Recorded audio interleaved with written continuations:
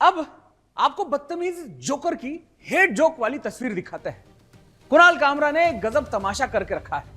पहले तो ये लोग गंदी कॉमेडी के नाम पर देश के लोकतंत्र को गालियां देते हैं, फिर नफरत फैलाने की अपनी मानसिकता को सबके सामने लाकर अपना चरित्र दिखाते हैं।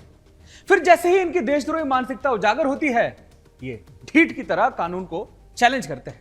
ये पब्लिसिटी के लिए कानून और सरकार को ठेंगा दिखाते हैं।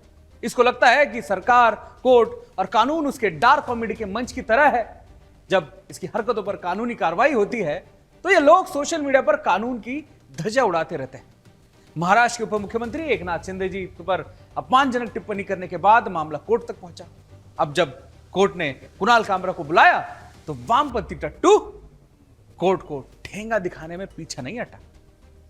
सोशल मीडिया पर यह लिखता है कि मैं माफी नहीं मांगूंगा, यानी साफ तौर पर यह कानून की अवमानना कर रहा है।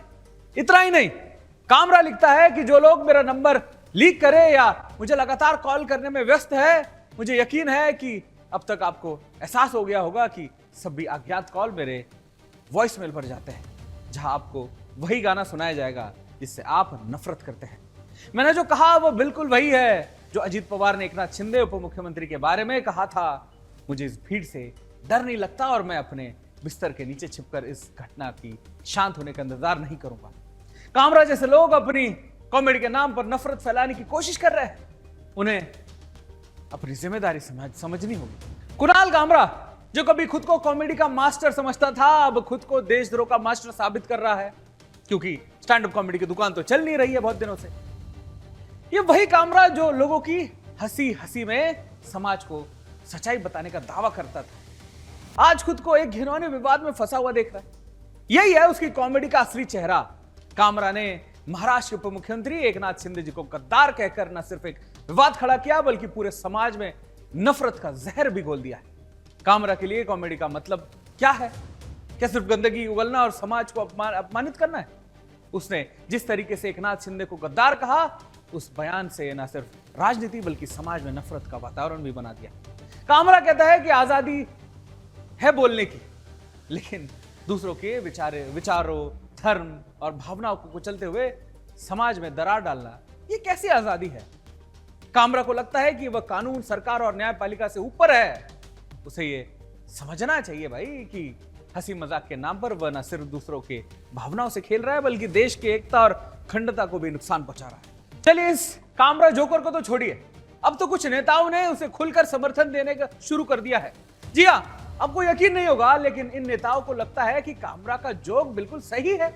क्या इन नेताओं को अपने देश की एकता और अखंडता की तनी भी ख्याल नहीं रहता? ये नहीं समझते कि कॉमेडी के नाम पर समाज में नफरत फैलाना, जहर फैलाना कॉमेडी नहीं हो सकती? बयान सुनिए इनके। एक पूर्व मुख्यमंत्री जो अब उप मुख्यमंत्री हैं, उनके लोग गुंडाई कर आते हैं। एक इकोनॉमिक एक्टिविटी, वो उनका घर भी नहीं, उनका पर्सनल प्रॉपर्टी नहीं, उसको जाकर आप तोड़ देते हैं। आप समझ सकते हैं मुंबई जैसे शहर में कुछ भी स्टूडियो रेंट करना भी कितना महंगा पड़ता है, पर वो एक जगह थी जहां पे वो लोग जाकर अपना स्टैंड अप कॉमेडी करते थे, अपने पॉडकास्ट रिकॉर्ड करते थे, ऑडियंस को आकर एंटरटेनमेंट मिलता था। आपने कल उसको तहस नहस कर दिया। और नॉट जस्ट दैट, सिर्फ उनके गुंडे नहीं गए, साथ ही साथ बीएमसी को भी भेजा गया। बीएमसी जिसमें 2 साल से इलेक्शन नहीं हुआ है, कि राज्य सरकार की वो पपेट है।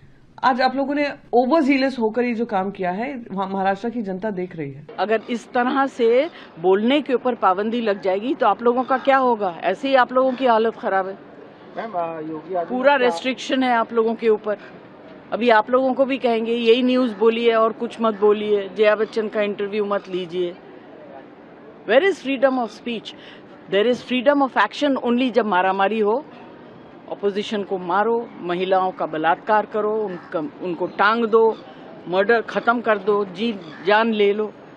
आप लोग, आपकी जो पार्टी थी, रियल पार्टी, उसको छोड़ के आप लोग अपने सत्ता की उसमें दूसरी पार्टी में आ गए।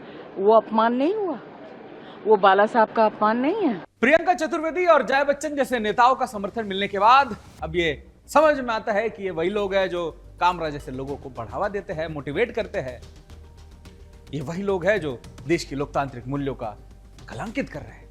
अगर कामरा को किसी राजनीतिक दल का समर्थन मिल रहा है तो ये साफ है कि ये सब एक सोची समझी रणनीति का हिस्सा है। अरे भाई कामरा जैसे वामपंथी से ज्यादा तो देश के तुम जैसे नेताओं से खतरा है ना। मंत्री गुलाब रघुनाथ पाटिल के कामरा की निंदा करते हुए कहा कि ऐसे लोगों को कभी भी बर्दाश्त नहीं किया जाएगा। वो माफी नहीं मांगेंगे तो हम हमारे स्टाइल से उनको बताएंगे। माफी न मांगने की बात करना वो उनकी बात है, लेकिन इसका मतलब ये थोड़ी होता है कि उनको शिवसेना की आप दाढ़ी बोलेंगे, चश्मा बोलेंगे, रिक्शा वाला बोलेंगे, ये अपमान हम सहन नहीं करेंगे। वो माफी नहीं मांगता है तो बाहर तो आएगा ना, कहाँ छुपेगा। सरकार तो रूप अपनाने का सब स्टेटमेंट आदरणीय मुख्यमंत्री महोदय जी ने किया है, शिवसेना अपना रूप बताएगी। देश इस सस्ते जोकर की हरकतों से गुस्से में है, और ये गुस्सा सिर्फ इसलिए नहीं है कि उसने एक नेता के खिलाफ बयान दिया है, बल्कि ये गुस्सा है कि उसे समाज के एक बड़े हिस्से की धार्मिक भावनाओं से खिलवाड़ किया है। हिंदू देवी देवताओं पर टिप्पणी करना, देश के लोकतंत्र को अपमानित करना, क्या यही आजादी की परिभाषा है इनके लिए? इसी सवालों का जवाब मांगते हमारी सुदर्शन टीम जनता के बीच पहुंची। क्या कहा उन्होंने, सुनते हैं। सर, आपसे जानना चाहेंगे, स्टैंड अप कॉमेडियन जो है उन्होंने कई लोगों का इस तरह से अपनी कविता में उल्लेख किया है, अपमानित किया है, और अब जो है वो उनका बयान आया है कि मैं माफ़ी नहीं मांगूंगा। उन्होंने ऐसा ट्वीट किया है, क्या कहना चाहेंगे? मेरे ध्यान में आया है कि उबाटा के नेता ने कामरा का और उनका डीएनए एक होने की बात की है। जब डीएनए ऐसा होगा तो उम्मीद ऐसी की जा सकती है, ठीक है। मुंह पे माफ़ी नहीं मांगूंगा और पिछवाड़े से संधि का प्रस्ताव, माफ़ी का प्रस्ताव, मेरे को लगता है कल जिस प्रकार से उनको सबक सिखाने का काम शिवसेना के कार्यकर्ताओं ने किया है वो एक इशारा है। आप कॉमेडी बिल्कुल करिए, लेकिन किसके चरित्र पर इस प्रकार से लांछन लगाना ये दिखाता है कि आप पैसा लेकर किसी को बदनाम करने की साजिश में सहभागी हो। अभिव्यक्ति की आज़ादी सबकी है, लेकिन अभिव्यक्ति की आज़ादी ये नहीं कहती कि आप दूसरे के बारे में कुछ भी बोलें।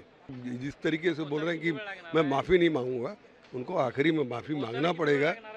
मस्ती ये सरकार